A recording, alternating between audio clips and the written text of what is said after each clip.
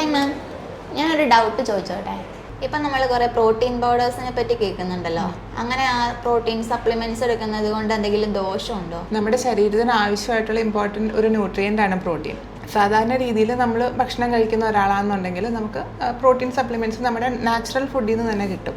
അല്ലാതെ നമുക്ക് വേറെ എന്തെങ്കിലും അസുഖങ്ങളോ വേറെ എന്തെങ്കിലും ഇൻഫെക്ഷൻസോ അല്ലെങ്കിൽ വേറെ നമുക്ക് ഭക്ഷണം കഴിക്കാൻ പറ്റാത്ത ഏതെങ്കിലും സാഹചര്യങ്ങൾ ഉണ്ടെങ്കിൽ മാത്രമേ നമുക്ക് എക്സ്ട്രാ ആയിട്ട് പ്രോട്ടീൻ സപ്ലിമെൻറ്റ്സ് എടുക്കേണ്ട ആവശ്യം വരുന്നുള്ളൂ. നാച്ചുറൽ പ്രോട്ടീൻസ് എന്ന് പറയുമ്പോൾ ഇതൊക്കെ വരും. നമ്മുടെ ബെസ്റ്റ് സോഴ്സസ് എന്ന് പറയുന്നത് നമ്മുടെ കടലപ്പരിപ്പ്, പയറുപരിപ്പ് വർഗ്ഗങ്ങൾ, മത്സ്യം, മാംസം, അതുപോലെ മുട്ട, പാലുൽപ്പന്നങ്ങൾ, ഇതിലെല്ലാം നമുക്ക് ആവശ്യത്തിന് പ്രോട്ടീൻ ലഭ്യമാണ്. ജിമ്മിൽ പോകുന്നവരിപ്പോൾ കൂടുതലും പ്രോട്ടീൻ സപ്ലിമെന്റ്സ് യൂസ് ചെയ്യുന്നുണ്ടെന്ന് നമ്മൾ കേൾക്കത്തില്ലേ? അപ്പോൾ അവർക്ക് അതിൽ ദോഷമായിട്ട് വരില്ലേ? ഇപ്പം നമുക്ക് സ്ഥിരമായിട്ട് കാണുന്ന ഒരു ടെൻഡൻസിയാണ് ജിമ്മിൽ പോവുക, അതുപോലെ മസിൽ ബിൽഡ് ചെയ്യുക, അതിനൊക്കെ വേണ്ടിയിട്ട് എക്സ്ട്രാ ആയിട്ട് പ്രോട്ടീൻ ഷേക്കുകൾ, പ്രോട്ടീൻ സപ്ലിമെൻറ്റ്സ് മുതലായവ എടുക്കുന്നത്.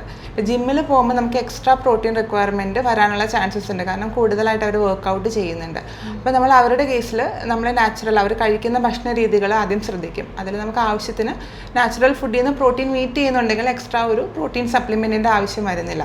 പക്ഷെ നാച്ചുറൽ ഫുഡിൽ നിന്ന് അവർ കഴിച്ചിട്ടും അവർ വർക്കൗട്ടിനനുസരിച്ചിട്ടുള്ള ആ ഒരു പ്രോട്ടീൻ മീറ്റ് ചെയ്യുന്നില്ല എന്നുണ്ടെങ്കിൽ നമുക്ക് എക്സ്ട്രാ പ്രോട്ടീൻ സപ്ലിമെന്റ്സ് എടുക്കാം. അതിന് വേറെ ദോഷങ്ങളൊന്നുമില്ല.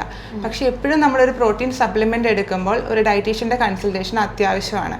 കാരണം ഈ ഒരു പ്രോട്ടീൻ സപ്ലിമെന്റ്സിൽ പ്രോട്ടീൻ എന്നൊരു ഘടകം മാത്രമല്ല വരുന്നത്. അതിൽ വേറെ നമുക്ക് എക്സ്ട്രാ കാലറീസ് വരാം, ഷുഗേഴ്സ്, അങ്ങനെ വേറെ നമുക്ക് എക്സ്ട്രാ ആവശ്യമില്ലാത്ത പല അഡിക്റ്റീവ്സും അതിനകത്ത് ആഡ് ചെയ്യാനുള്ള ചാൻസസ് ഉണ്ട്. അപ്പോൾ എപ്പോഴും ഒരു ഡയറ്റീഷ്യൻ്റെ കൺസൾട്ടേഷനോട് കൂടി നമുക്ക് പ്രോട്ടീൻ സപ്ലിമെൻറ്റ്സ് എടുക്കാം.